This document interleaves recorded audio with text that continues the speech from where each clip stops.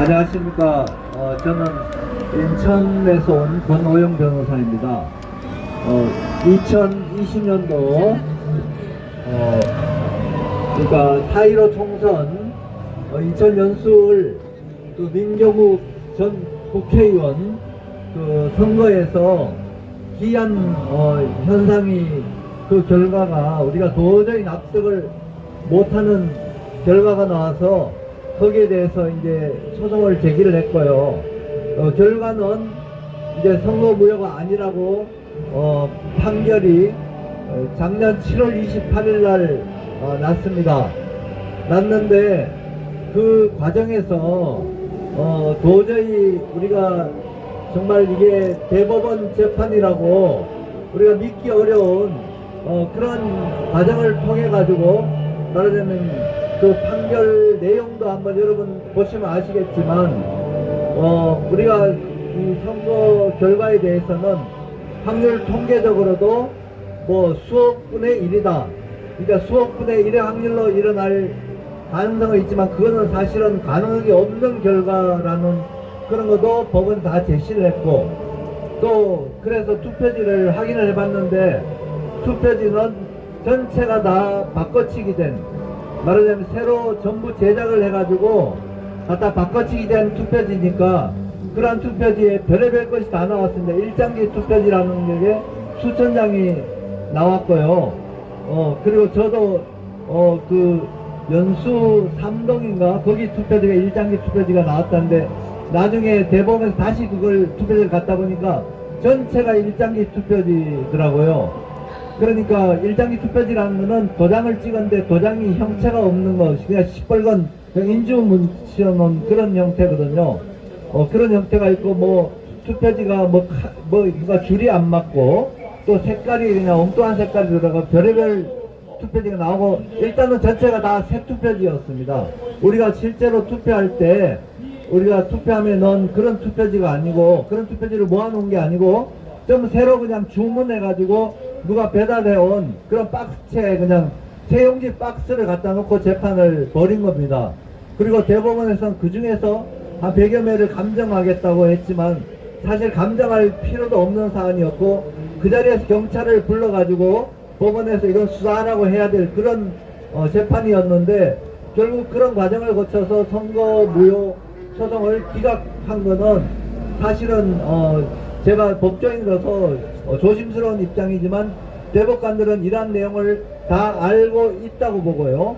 그래서 대법관들도 대한민국 이렇게 선거 부정에 대해서 여기에 대해서 같이 묵인하는 동조하는 쪽의 선거로 봐서는 우리나라가 지금 간단치 않은 그런 시국이라고 생각을 합니다.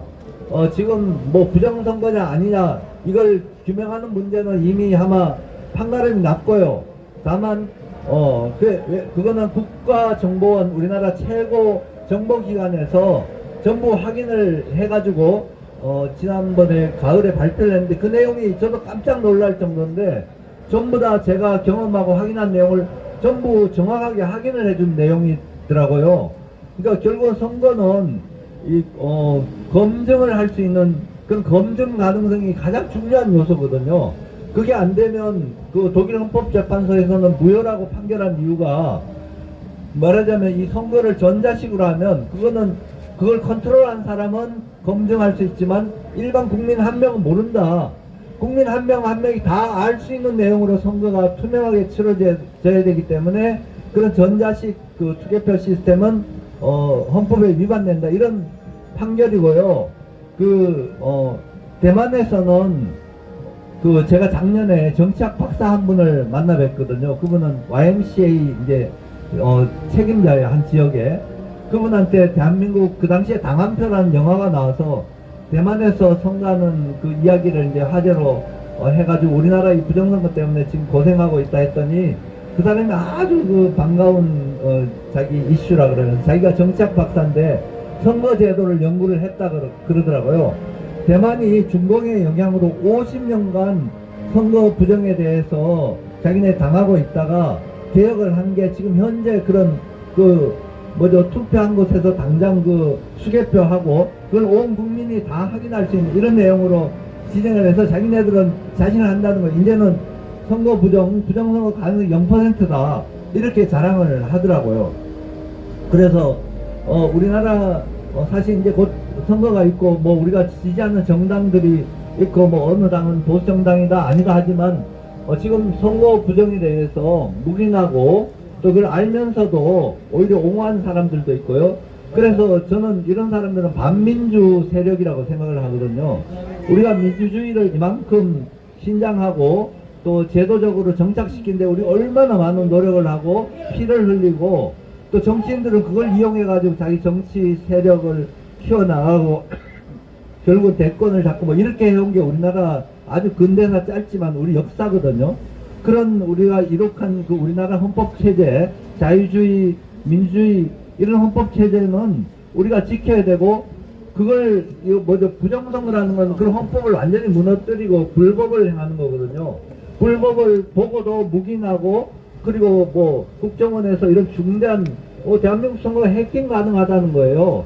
해킹 가능하다는 거는 부정선거의 가능성이 있는 시스템을 운영을 하고 있는데, 이런 걸 두고도 가만히 있고 정당 차원에서 아무 얘기도 안 하는 거는, 사실 그런 사람들이 다시 또 선출돼 가지고 국회에 들어가 봐야 그나물의 그 밥이라고 생각을 하거든요.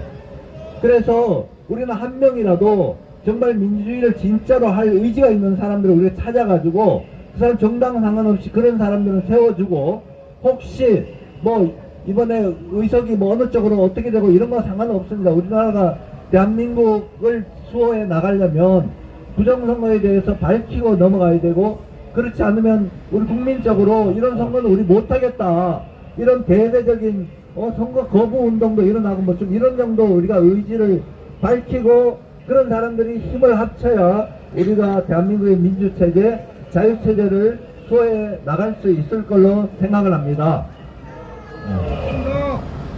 제가 잠깐 그 국정원 그 해킹한 요거에 대해서 말씀드리면, 통합선거인명부라는 게 있거든요. 그게 만 전 국민의 주민등록 그 자료를 전산으로 전부 하나의 취합한 데이터베이스거든요. 데이터베이스는 하여튼 컴퓨터에 들어가 있는 명부인데, 실제로 제가 그 명부를 그 다음에 프린팅을 보니까 왼쪽에 일련 번호가 어느 목록에도 일련 번호가 1, 2, 3, 4 있거든요. 근데 중간에 일련 번호가 쑥쑥 빠져 있어요. 실제 선거 결과로 제출하고. 그리고 명부를 새로 편집을 하고, 뭐 어떤 명부에 어떤 사람은 1800 뭐 몇 년생이 있더라고요. 그리고 한 주소에 40 몇 명씩 이렇게 등록이 돼 있어요. 그래서 이게 뭐냐 했더니, 뭐 행불자들 뭐 이런 사람들을 등록을 했대, 선거인 명부에다가. 그래서 야, 선거인 명부에다가 왜 행불자를 왜 등록하나, 주민등록도 그 사람들은 다 말소된다, 이렇게 의문을 제기를 한 적이 있거든요. 그런데 이 사전선거, 통합선거인 명부로 이렇게 하는 사전선거 시스템을 놀랍게도 2005년도에 특허가 출원이 돼 있습니다. 중앙선관위가. 그 당시에 요즘 뭐 이름 많이 오르락내린 김용이라는 분이 있잖아요. 그분이 그 뭐죠, 발명자 중에 맨 앞자리에 있더라고요.